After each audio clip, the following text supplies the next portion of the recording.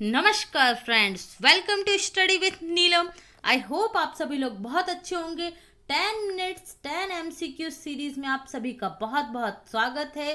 आज हम इस सीरीज का पार्ट 13 कंप्लीट करेंगे और पार्ट 12 हमारे कंप्लीट हो चुके हैं। जिन स्टूडेंट्स ने इन पार्ट 12 को नहीं देखा, एक बार जरूर विजिट करें।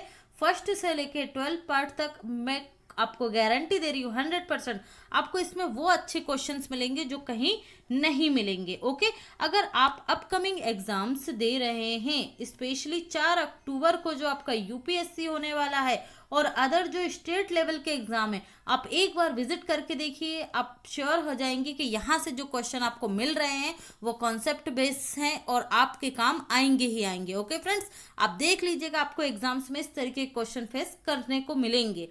अगर आप चैनल पर पहली बार आए तो चैनल को फटाफट से सब्सक्राइब कर लीजिए, बेल आइकन को प्रेस कीजिए, जिससे आपको हमारी कोई भी वीडियो का नोटिफिकेशन तुरंत प्राप्त हो जाए। आप मुझे इंस्टा और फेसबुक पर भी फॉलो कर सकते हैं, यहाँ पर मेरी किसी भी वीडियो का नोटिफिकेशन आपको प्राप्त होगा। प्लस यहाँ पर हम एमसीक्यूज भी डालते हैं जो आपके लिए हेल्पफुल होते हैं। आपका रिवीजन होता रहता है, आपको पता चलता है कि एग्जाम का स्टैंडर्ड कैसा होता है और किस टाइप के क्वेश्चन आते हैं और आपको कैसे पढ़ाई करनी है। आप हमारा official Telegram channel study with Neelam join कर सकते हैं। यहाँ पर हमारे हर लेक्चर की पीडीएफ फाइल आपको प्रोवाइड की जाएगी। ट्विटर पे मैं हूँ, आप मुझे यहाँ भी फॉलो कर सकते हैं। ओके फ्रेंड्स, तो चलिए करते हैं हम आज का लेक्चर शुरू। हाल ही में चर्चा में रहा अंतर्राष्ट्रीय सौर गठबंधन इंटरनेशनल सोलर अलायंस का मुख्यालय कहाँ स्थित है।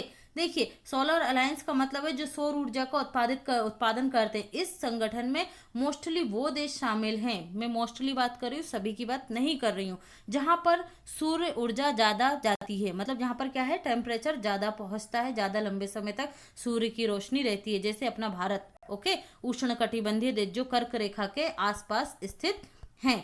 चलिए तो देख लेते हैं हम इसका मुख्यालय कहाँ पर है। तो इसका मुख्यालय है गुरुग्राम, हरियाणा में। कहाँ है? गुरुग्राम, हरियाणा में। देखिए, ये चर्चा में क्यों रहा है? हाल ही में संयुक्त राष्ट्र संघ में एक सा प्रस्ताव पारित हुआ है।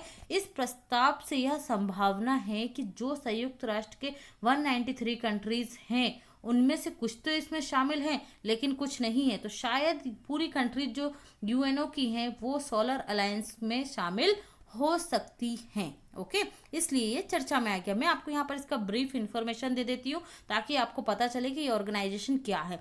देखिए, वर्तमान में इसमें टोटल मेंबर 121 है, 121 मेंबर है। हेडक्वार्टर मैं आपको बता चुकी हूँ कहाँ है, गुरुग्राम, हरियाणा में इसका हेडक्वार्टर है। फाउंडेड कब हुआ था ये सॉरी कहाँ हुआ था फाउंडेड? तो ये हुआ था पेरिस, फ्रांस में। कहाँ? पेरिस, फ्रांस में इसकी स्थापना हुई थी। किसके द्वारा की गई थी? तो ये की गई थी नरेंद्र मोदी। इंडिया से कौन थे? पीएम नरेंद्र मोदी।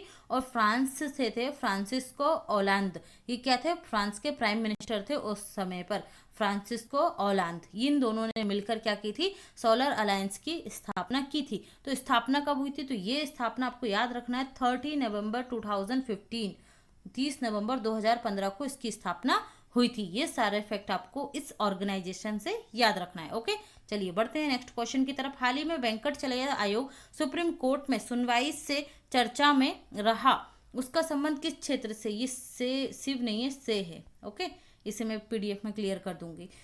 संबंध किस क्षेत्र से रहा? तो किस क्षेत्र से है? सीए कानून से, जनसंख्या नियंत्रण से, आवश्यक वस्तु मूल्य नियंत्रण से, सीमाई क्षेत्र में निर्माण कार्य से। तो राइट आंसर होगा आपका यहाँ पर जनसंख्या नियंत्रण कानून से। ये जो वेंकटचलैया आयोग है ये संविधान समीक्षा आयोग है। ओके, क्या है? संविधान समीक्षा आयोग। ये संविधान में किन कानूनों की आवश्यकता है, उसमें संविधान में कैसे संशोधन किया जा सकता है और कैसे उन्हें लागू किया जा सकता है। तो इस आयोग द्वारा सुप्रीम कोर्ट में यह मुद्दा रखा गया कि जब से हमारा संविधान बढ़ना है तब से लगभग 125 से ज़्यादा क्या हो चुके हैं? संविधान संशोधन हो चुके हैं और हमें संविधान में संशोधन करके ही जनसंख्या नियंत्रण कानून लागू करना होगा, जिससे भारत 50 से अधिक अपनी जो समस्याएं हैं उनसे क्या हो जाएगा? 50% से अधिक समस्याओं से निदान पा सकता है। तो इसमें कौन सा आर्टिकल जोड़ने की बात कही गई है वो मैं आपको आगे बताऊंगी। आई होप आप समझ गए होंगे कि आपको क्या समझाना चाह रही हूँ। किससे संबंधित है ये? जनसंख्या नियंत्रण से। नेक्स्ट देखते हैं, देवसांग घाटी हाल ही में चर्चा में रहा, यह कहाँ स्थित है? सॉरी फ्रेंड्स, गड़बड़ हो गई आज। कहाँ स्थित है? ओके, तो स्थित होने का मतलब है कि देपसांग घाटी किस क्षेत्र के अंतर्गत आता है, तो ये किस राज्य के अंतर्गत आता है, लद्दाख राज्य के अंतर्गत आता है। क्यों थी अभी ये चर्चा में, चाइना और भारत के बीच विवादित क्षेत्र के रूप में। ठीक है, चाइना इस पर अपना अधिकार बता रहा है, जबकि हम किसका भाग है, हमारा भौगोलिक क्षेत्र है, ये सीमा विवाद था इस क्षेत्र में, इसलिए ये चर्चा में रही। आपको जो जो भौगोलिक क्षेत्र हैं, जो विवादित मुद्दे रहे हैं, आप लोग पढ़ाई का एक शॉर्ट तरीका अपना सकते हैं। जो मुद्दा करंट में चर्चा में रह रहा है उस पर फोकस कीजिए और उससे रिलेटेड सारे इन्फॉर्मेशन यहाँ तो आपको मिल ही रही है। आप अपने लेवल पर सेल्फ स्टडी किसी भी माध्यम से पढ़िए, आप ऑफलाइन पढ़िए, ऑनलाइन पढ़िए, सेल्फ स्टडी आपको सिलेक्शन की तरफ ज़्यादा आगे ले जाती है। सारा कुछ किसी भी चीज़ पर डिपेंड नहीं करना चाहिए। ओके, ज़्यादा नहीं बोलना चाहूँगी, आप समझ गए होंगे। चलिए, पाकिस्तान के खैबर पाख्तूनवा प्रांत में 1700 साल पुरानी प्रतिमा गांधार कला का नमूना थी, किस धर्म से संबंधित थी। देखिए, ये किस धर्म से संबंधित थी, गांधार कला बौद्ध धर्म से संबंधित थी। गांधार कला में दो तरीका की मूर्तियां बनाई गई थी, दो कला थी, मथुरा कला और गांधार कला। ठीक है, तो ये कहाँ पर, पाकिस्तान में इसको तोड़ा गया है 1700 साल पुरानी मूर्ति को, इसलिए ये चर्चा में रही, बौद्ध धर्म से संबंधित थी। प्लस इस कला का विकास किसके शासनकाल में हुआ था, अब यहाँ से आपसे स्टैटिक जीके का क्वेश्चन पूछा जा सकता है। तो इस कला का विकास हुआ था कनिष्क के शासनकाल में। अब आपको यहाँ से मैं आप बहुत अच्छा टिप्स दूंगी, अगर आप इसे फॉलो करते हैं तो आपका सिलेक्शन मिनिमम 1 से 6 मंथ में हो जाएगा, अगर आप तैयारी इस तरीके से रखते हैं। देखिए, हम यहाँ पर पढ़ रहे हैं करंट में कि भाई जो आतंकवादी संगठन थे वहाँ के, उन्होंने इस खैबर पाख्तून में स्थित एक गांधार कला की मूर्ति थी, 1700 साल पुरानी थी, सांस्कृतिक रूप से बहुत ज़्यादा और विरासती रूप से इंपॉर्टेंट थी, लेकिन उसे तोड़ दिया।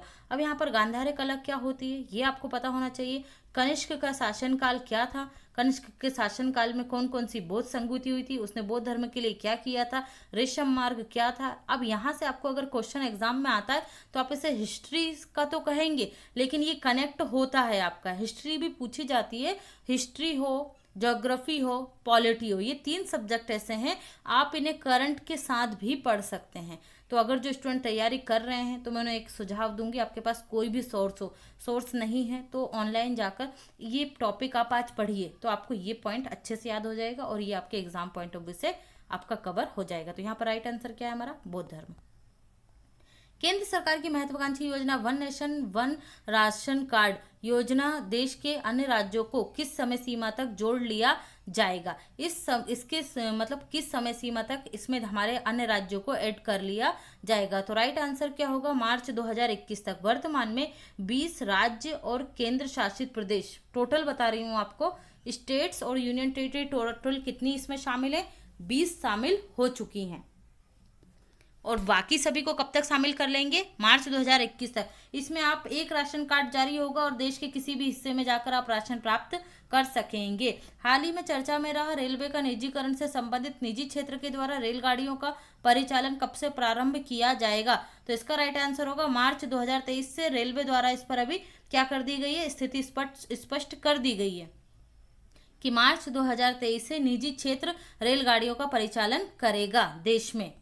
हाल ही में 53वें वेल शतरंज महोत्सव में एक्सटेस चेस 960 शतरंज टूर्नामेंट, ये है ना टूर्नामेंट का नाम है, ओके, टूर्नामेंट का खिताब अपने नाम किया है, किसने किया है, तो राइट आंसर होगा प्री हरि कृष्णा ने किया है। किसने किया है, पी हरि कृष्णा। ये भी भारत के क्या है, ग्रैंड मास्टर है। ग्रैंड मास्टर किसको कहा जाता है, जो शतरंज का ग्रैंड मास्टर कंपटीशन जीत लेता है उन्हें। देखिए, अदर ऑप्शन इंपॉर्टेंट है, मैं करंट वाले सेक्शन में आपको रोज बताती हूँ, जो रोज मेरा करंट वाला सेक्शन देखते हैं मॉर्निंग में उन्हें याद होगा, बाकी मैं सबके लिए एक बार और बताती हूँ। जी आकाश ये तमिलनाडु के हैं और देश के कौन से बने हैं ग्रैंड मास्टर, ये बने हैं 66वें। रौनक सौधवानी ये बने हैं 65वें ग्रैंड मास्टर और पृथ्वी गुप्ता ये बने हैं 64वें ग्रैंड मास्टर। और आपको याद रखना pre Hari Krishna, okay. Next, निम्नलिखित में से गलत का चयन करें। समृद्धि कालिया, ये कालिया है, आप लोग बिल्कुल चिंता मत कीजिएगा, मैं इसे पीडीएफ में सुधारूंगी और नेक्स्ट टाइम से इतनी गलतियां ना हो इसका ध्यान रखा जाएगा, okay. Samriddhi Kalia golden book of world record, इन्होंने क्या किया है, एक छोटे से बॉक्स में योग की 100 योगासन की क्रियाएं की है ना, 100 जो होते हैं टाइप, वो Soham Mukherjee. Guinness book of world record, इन्होंने क्या किया था, 30 सेकंड में एक पैर पर 101 छलांग लगाई थी। सुचेता सतीश, ये क्या करा था इन्होंने, गोल्डन प्रोडिजी चाइल्ड अवार्ड इन्हें प्राप्त हुआ है। ठीक है, ये तीनों ही कहाँ से हैं, इनमें तीनों में क्या चीज कॉमन है, तो इन तीनों में एक चीज कॉमन है कि ये सभी दुबई से हैं। ओके, जो सुचेता सतीश हैं, इन्होंने एक गाना गाया था, उसे कितनी भाषाओं में गाया था, 120 भाषाओं में गाकर ये अवार्ड प्राप्त किए हैं। तो यहाँ पर गलत का चयन करना था, तो गलत क्या है, कैमरा ट्रैप सर्वेक्षण, ये Limca book of world record में नहीं, ये भी Guinness book of world record में शामिल हुआ है। 2018 का जो हमने सर्वेक्षण किया था, कौन सा, बाघ सर्वेक्षण। ओके, नेक्स्ट देख लेते हैं। वेंकटचलैया आयोग ने जनसंख्या नियंत्रण हेतु उच्चतम न्यायालय में संविधान में संशोधन कर किस अनुच्छेद को जोड़ने की सिफारिश की है, तो ये संविधान में कौन सा अनुच्छेद जोड़ने की सिफारिश कर रहे हैं, 47 है। तो आपको यहाँ पर इंपॉर्टेंट हो जाता है 47 में क्या है, 47 में जो राज्य होंगे उनकी ड्यूटी है कि वो राज्य के नागरिकों को उच्च स्तर का जीवन प्रदान कर रहे हैं और पोषण युक्त जीवन दें, तथा प्राइमरी जो स्वास्थ्य सुविधाएं वो उनको प्राप्त होनी चाहिए। अब आप यहाँ पर पॉलिटी का एक पूरा का पूरा सेक्शन कंप्लीट कर सकते हैं। ये सारी एडवाइस मैं जो दे रही हूँ, ये जो 4 अक्टूबर को स्टूडेंट का पेपर है यूपीएससी का, उन्हीं के लिए दे रही हूँ। तो आप लोगों को यहाँ पर पूरा डीपीएसपी कंप्लीट कर लेना चाहिए, directive principle of state. Okay, तो ये पूरा आप कंप्लीट कीजिए और आपकी पॉलिटी, ज्योग्राफी सब धीरे धीरे कंप्लीट होती जाएगी। बाकी जो स्टूडेंट तैयारी कर रहे हैं, जो चाहते हैं कि हम जल्दी सिलेक्शन लें, भले चाहे किसी भी एग्जाम की तैयारी करें, तो वो भी ये तरीका अपना सकते हैं। ओके फ्रेंड्स, नेक्स्ट देखते हैं। हाल ही में अमेरिका के नागरिक अधिकारों, अहिंसा और गांधीवादी मूल्यों के समर्थक का निधन हो गया। कौन थे वो, तो ये थे लुइस जॉन थे। कौन थे, लुइस जॉन थे। सीए सहाद्री, ये कौन है, भारत के बीज गणित के गणितज्ञ हैं। किसके हैं, बीज गणित के गणितज्ञ थे, इनका निधन हो गया। रमेश टीकाराम अर्जुन अवार्डी दिव्यांग खिलाड़ी थे, इनका भी हाल ही में कोरोना वायरस की वजह से निधन हो गया है। ओके, तो ये सारे पॉइंट आप यहाँ से याद रखेंगे। आज का आपका क्वेश्चन ऑफ द डे है, हाल ही में किस देश के द्वारा स्वयं को औपचारिक रूप से विश्व स्वास्थ्य संगठन या WHO से बाहर कर लिया है, तो आपके ऑप्शन है ये, सभी आंसर कीजिएगा। ओके फ्रेंड्स, चलिए, thanks for watching this video.